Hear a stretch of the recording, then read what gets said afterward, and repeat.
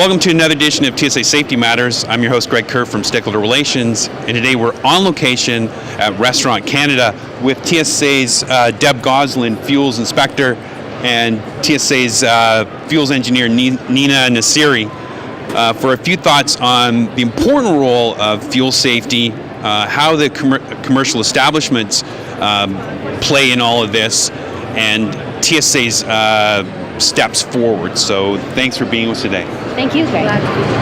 Now, this is a food service industry, and we've got thousands of displays in downtown Toronto. So, Deb, Nina, what's the safety connection? Greg, it seems that there has been an elevated risk involving this type of locations, food service locations, in the commercial building establishments, and therefore, based on the incident reports that we have received between the years of 2008 to 2016, we have seen this risk level have been elevated to a point that it needs to be addressed, and therefore the program of commercial building establishments has been initiated, and we're here to raise awareness. And this is the connection with in connection with Restaurant Canada trade show. So how's the reception been so far? It's been amazing. We've had all kinds of people come, ranging from restaurant owners to restaurant builders, and they're gathering information, and we're making sure that the restaurant owners are actually getting their equipment maintained. We have some awesome flyers that we've been giving out, and just making sure that people are aware that maintenance is a key thing. We've had lawyers come and ask for presentations, and are working with other designated authorities and are interested in making contact with us. We've also had certificate holders here as well, and they have been asking about issues that they've come across, and then asking about even getting recertified because they've let their license lapse for whatever reason.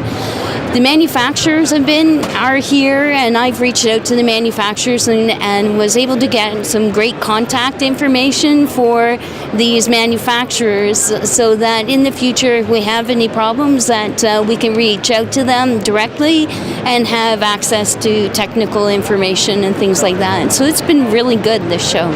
Excellent. It's the whole gambit. Yeah, we even had mobile food service industry guys here, and some of them gave a shout out to some of our local inspectors, and so it's been really good. It's a positive event. Just curious, why would a lawyer be interested? Well, a lawyer would be looking at, the one that was asking for the presentations are looking at ma and pa restaurants and things like that, and putting together a presentation for the insurance industry to make sure that they understand that maintenance is a crucial thing in order to keep operating. So what have you seen from your perspective in the field? And Nina, we'll get your perspective on engineering, but first, Deb, what do you see in restaurants? Well, maintenance is a huge issue today in the restaurant business. It's either the restaurants, the people working in the restaurants aren't trained to actually get their equipment clean enough, or they're bringing in equipment from other places and they're not certified for use here in Canada. So I've had some scenarios where there's been restaurant fires where pots have been left on the stove overnight, and unfortunately with those kind of scenarios, that means the restaurant owner and the employees are without work for up to 3 months, a year. It could be even longer, trying to get renovated and cleaned up to get operating again. Maintenance, a lot of times, would correct those problems. So Nina, what have you seen from an engineering perspective? The findings are really in line with what just mentioned. So per the incident reports that our PS Risk Safety Analysis Department had looked at, the major items that caused the fire incidents at these type of locations were grease fires, or as Debbie mentioned, the operating appliances overnight with no one supervising it, or delayed ignitions that happen in this location. So these are the things that it's a TSSA's mandate to get the word out, to bring awareness to people, the operators as well as the owners of these type of facilities, and hopefully decrease or ultimately delete these type of incidents at these locations.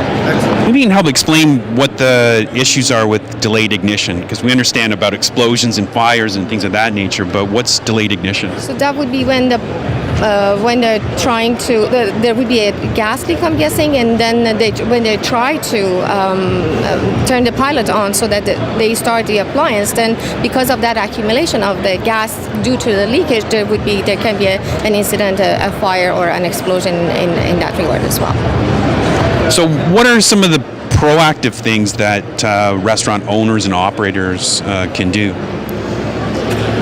Well, as we keep stressing, maintenance is a key thing. If you don't maintain your equipment and then the equipment breaks down, then you're without that piece of equipment for a longer length of time until a technician can come and repair it. Where maintenance, you're less likely to run into those scenarios. They would be proactive and replace the equipment.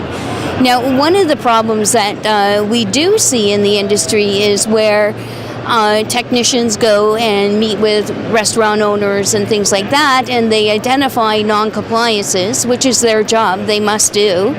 And the restaurant owner would turn around and say, no, get out, we don't want you because you're just trying to make money. And that's not really the case. They're trying to do their job. They're trying to protect the restaurant owner from liability, letting them know that there is a non-compliance and they need to do something to correct the issue before somebody gets hurt.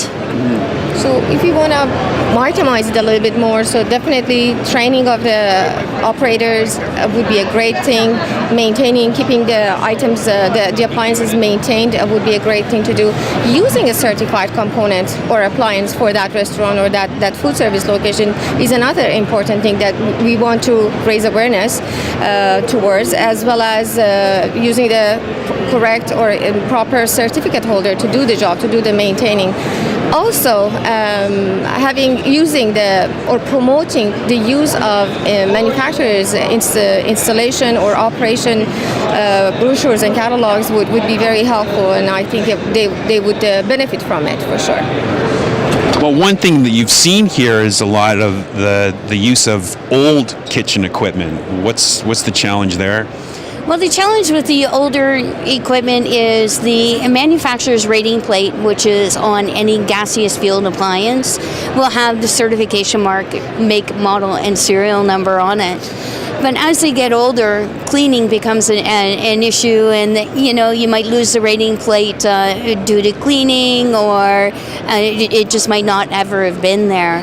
And once they're not certified for use, it's really it's a bit of work in order to get it recertified again. So it would either have to go back to the manufacturer and get recertified, or it would have to turn around and have a field approval from the engineers at TSSA.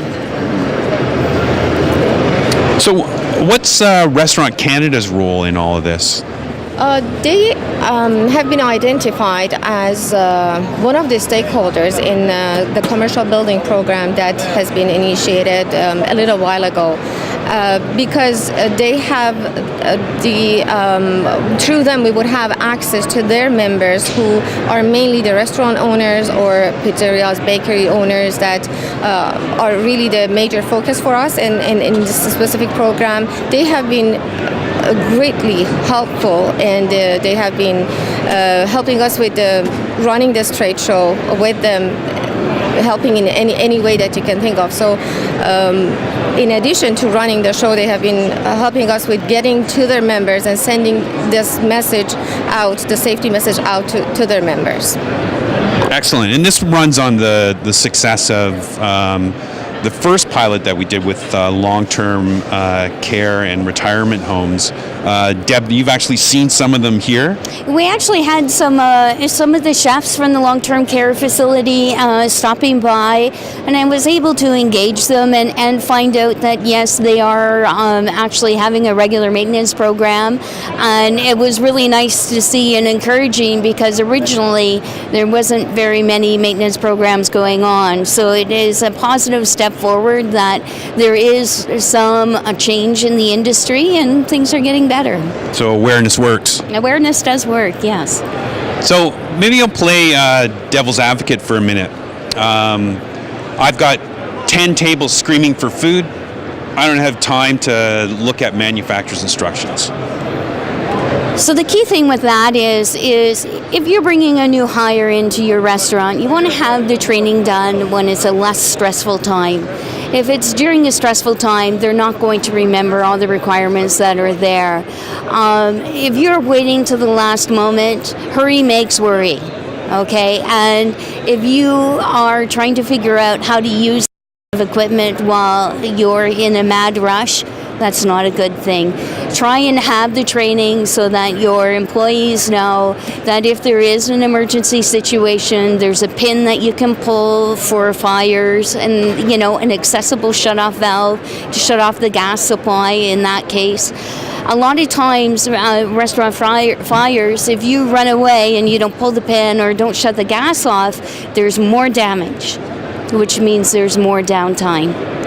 So training is key. Just train your employees to be sure they know what their responsibilities are and what they can do to make life easier. I guess that's critical too because they have such a high turnover rate in the restaurant industry that becomes beholden on the owner to make sure that happens. Yeah, it's really important. I had a scenario where a chef was starting out for the day. He was warming up all of his gas equipment, and there was a new hire coming in that day, and that new hire actually showed up a little bit earlier than that chef had expected.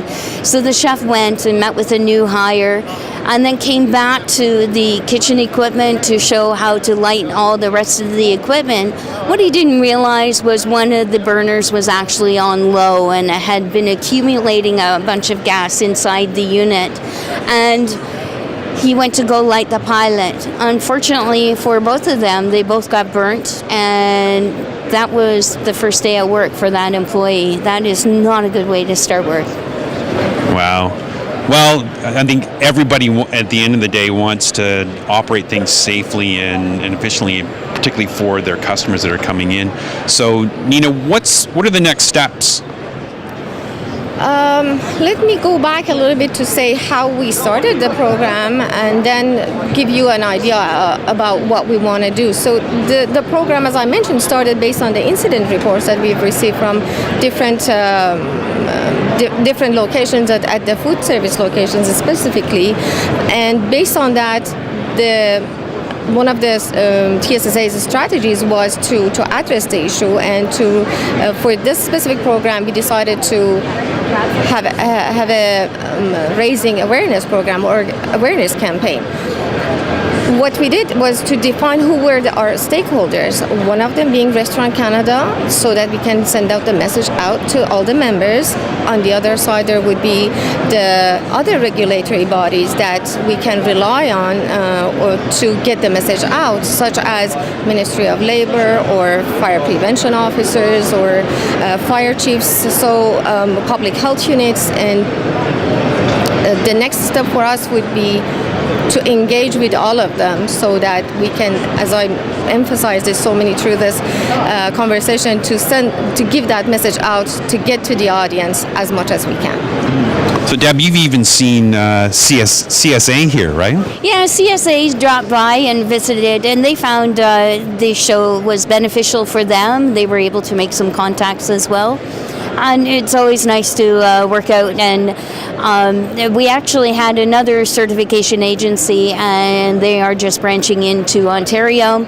They are predominantly electrical, but they took our information because they may come across some gas equipment as well. Excellent. Yeah. So if anybody has any questions, where do they go? So we would definitely encourage them to visit our website, or they can call the toll-free number at TSSA. When they go to the website at www.tssa.org, they would be able to get the information under the fuel safety program. And here are the numbers. Well, I hope you enjoy the rest of what ought to be a glorious culinary delight at Restaurants Canada. So thank you very much for being with us today. Thank you. Stay tuned for more TSA Safety Matters.